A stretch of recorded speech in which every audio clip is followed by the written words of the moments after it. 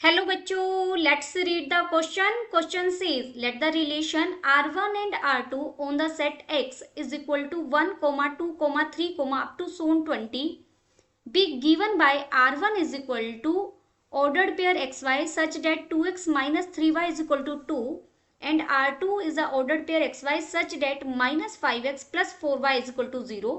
If M and N be the minimum number of elements required to be added in R1 and R2 respectively in order to make the relations symmetric, then M plus N equals option A is 10, option B is 8, option C is 16, option D is 12. First we see the key concept. हमें relation को symmetric दिखाना है. कोई भी relation R is symmetric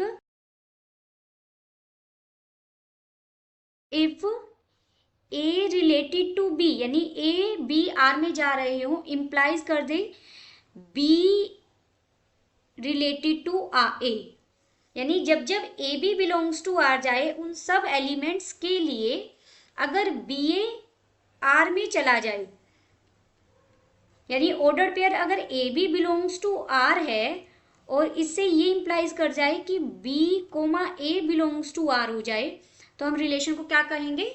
symmetric. अब यहां पर x set क्या दिया गया? X set is 1, 2, 3, up to सोन 20. हमें 1 से 20 तक मेंबर्स दिए गए एक्स में और R1 और R2 एक्स पर डिफाइन है. R1 में क्या मेंबर, R1 में क्या एलिमेंट्स हैं? वो ऑर्डर्ड पेयर x, y सच डेट जो इस रिलेशन को होल्ड कर रहे हैं, जो इस इक्वेशन को ट्रू कर रहे हैं. 2x minus 3y is equal to 2. यहाँ पर स्मॉल x और स्मॉल y किससे आ रहे हैं? कैपिटल X से. तो R1 क्या सेट बनेगा, पहले आपको ये देखना होगा.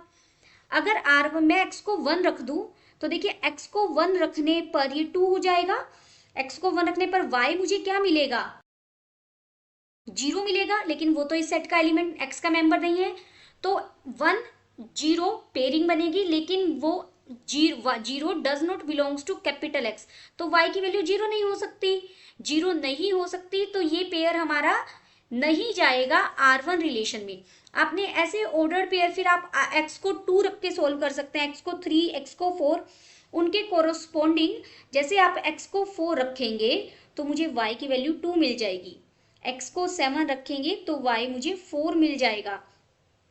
x को अगर आप 10 रखेंगे y मुझे 6 मिल जाएगा, और 13 पर 8 मिलेगा, 16 पर 10 मिल जाएगा, और 19 पर 12. ये मुझे वैल्यूज मिलेंगी. x को हमने 19 तक चेक कर लिया, 20 भी रखोगे तो y आपको इस पर्टिकुलर सेट से नहीं मिलेगा. तो R1 में मुझे ये एलिमेंट्स मिले. अब R1 को क्या बनाना है? सिमेट्रिक.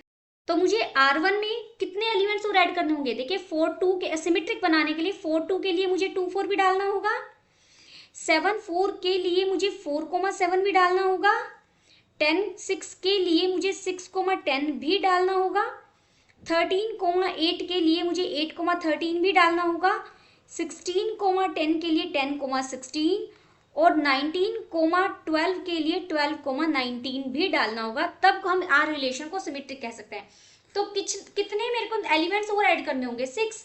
तो number of elements to be added is 6 for R1 को सिमेट्रिक बनाने के लिए मुझे 6 एलिमेंट्स ऐड करने होंगे. तो m की वैल्यू कितनी हो गई? 6. सिमिलरली R2 मुझे क्या सेट दिया गया है? x, y ये कहाँ से आ रहे हैं? कैपिटल X से.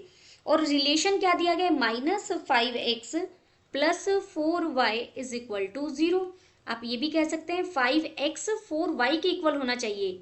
जहां पर वो ऑर्डर्ड पेयर जाएंगे 5x 4y के इक्वल होगा तो वो एलिमेंट लेंगे. तो अब यहाँ पर अगर मैं x को 4 ले लूँ और y को 5 तो सेटिस्फाई हो जाएगा ये. x को आप 8 लेंगे, y को 10, x को 12 लेंगे तो y 15 होगा, जो इस रिलेशन को सेटिस्फाई करेंगे ऑर्डर पर. एक 16 लेने पर यहाँ 20.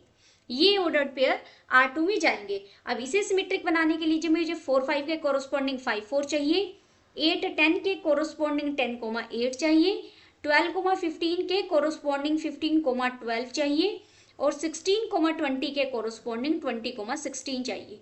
तभी आप इसे सिमेट्रिक कह सकते हो. तो मुझे कितने एलिमेंट्स और ऐड करने होंगे? 4. तो n की वैल्यू हमें कैपिटल एन की वैल्यू कितनी मिल गई 4। नाउ उसने हमसे पूछा क्या है m प्लस एन, तो m प्लस एन कितना हो जाएगा 6 प्लस 4 इज इक्वल टू 10। तो मुझे 10 एलिमेंट्स टोटल चाहिए होंगे। Option A is correct. Hope you understood it well. Best of luck.